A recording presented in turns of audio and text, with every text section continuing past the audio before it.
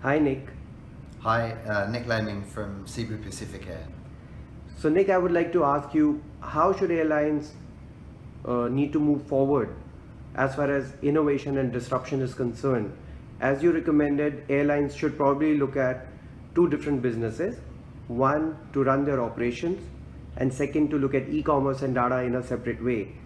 Can you share your thought behind it? Yeah, I think that as of the last 5 years or so, there's been an increasing realization that airlines and the operating company that manages the aircraft and the crew and the whole operational side of the business, there's a separation or two businesses essentially running under the same roof. Whereas it used to be very much operations, and then distribution was handled via third parties such as travel agents and so on. Now there's an increasing direct channel that's opened up, which requires airlines to be digital and e-commerce players, and those two businesses don't sit that well together.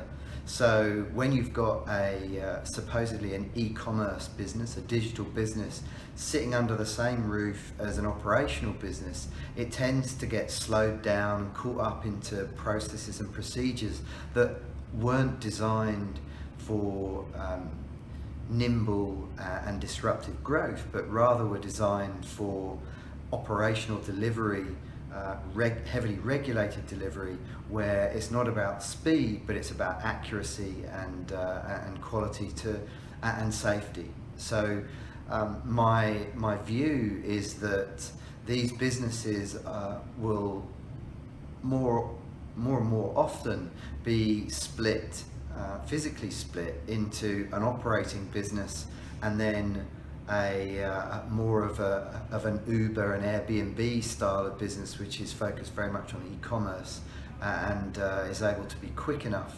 and innovative enough without the concerns of the operational concerns to respond to the new market conditions and harness them for profit. So, how to address the conflict between operations and retailing? So, people criticize airlines for running on legacy technology. So, we can't do away with the systems, the core systems, but at the same time, we also need to move towards retailing. So, how to sort out this conflict between operations and retailing? I think you have to start with people and structure. As you've said, the technology you can't always change that easily, and it's certainly not that fast. But if you can get the organization from the very top, so the CEO needs to be committed to this digital future, to e-commerce, to a new business model, and essentially running the two businesses side by side. So you need that commitment from the very top to start with. You're also seeing expanded teams that have the specialist skills for this digital transformation, where you've got not just operational people, but now you've got data analysts coupled with digital in-house developers, people that understand mobile apps, people that understand how to get the best from the new technologies that are out there. So as that starts to build out, and the marketing function also builds out away from just being a sales and distribution function and branding, into this new model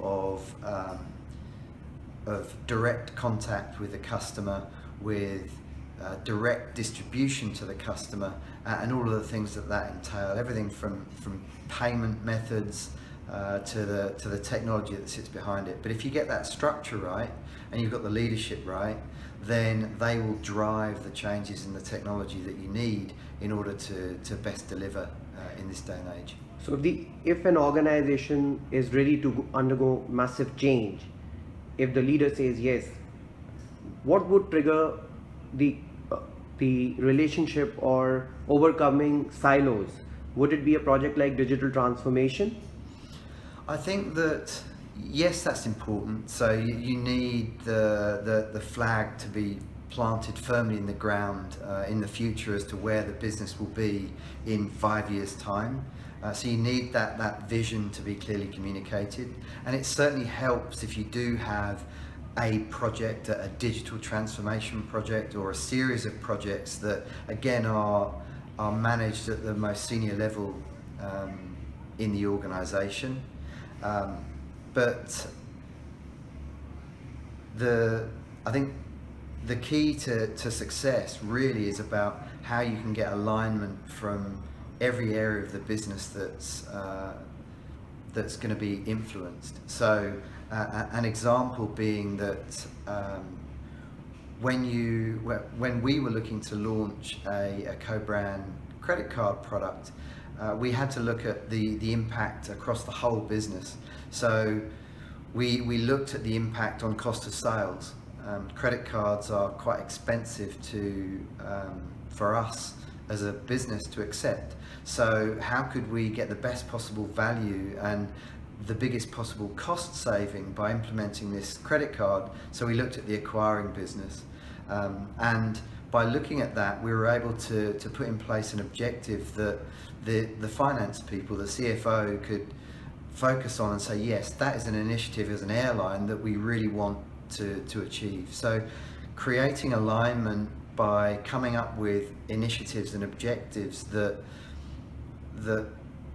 have appeal to every area of the business, not just the digital transformation team, but in all areas of the business, so that people can get behind it, and that there's a genuine desire and a need, and also an incentive in that all of the KPIs in the organisation can be aligned, so that you're sharing a KPI on a digital transformation project with the CFO, with the head of commercial, and so on. So getting that alignment, I think, is more important than making it an official project, if you like.